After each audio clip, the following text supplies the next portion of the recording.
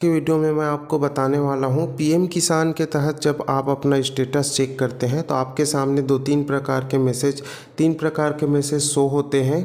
तो उनका अर्थ मैं आज आपको इस वीडियो में बताऊंगा। और जैसे कि आप देख रहे हैं यहाँ पर स्क्रीन में मैंने एक स्टेटस खोल के रखा है। यहाँ पर आपको दिखाई दे रहा होगा waiting for approval by state. इसका भी अर्थ मैं आपको बताने वाला हूँ।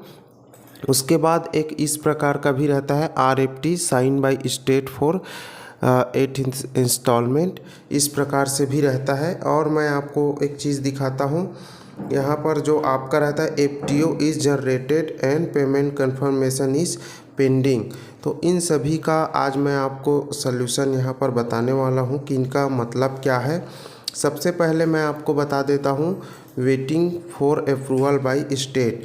पीएम किसान सम्मान निधि पोर्टल पर इस प्रकार से अगर आपका स्टेटस आता है तो अभी आप समझ लीजिए कि आपका अभी 2000 की रकम मिलने में थोड़ा सा विलम्ब है।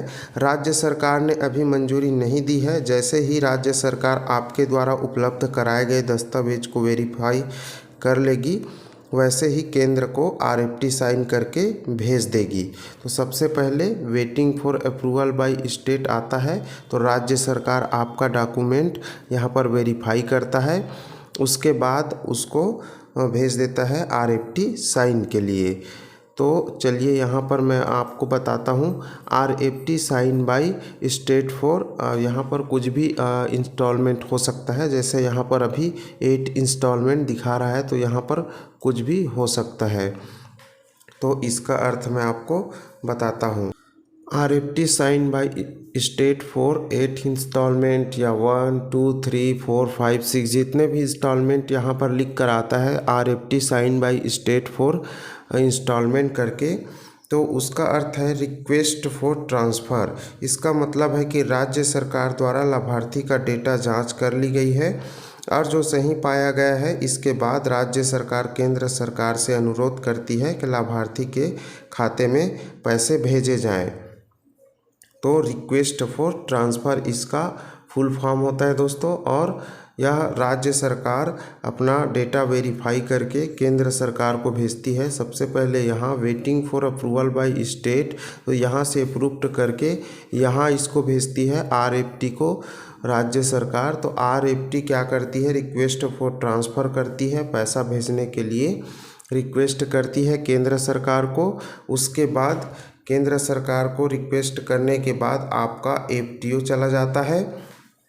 तो वहाँ पर आता है FTO is generated and payment confirmation is pending का मैसेज अगर आपको दिखाता है तो इसका मतलब है कि आपकी किस्त जल्द ही आपके बैंक खाते में ट्रांसफ़र की जाएगी।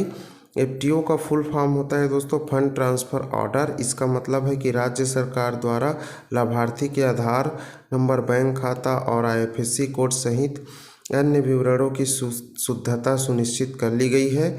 आपकी किस्त राशि तैयार है और सरकार आपके खाते में इसको भेजने का आदेश दे दिया है।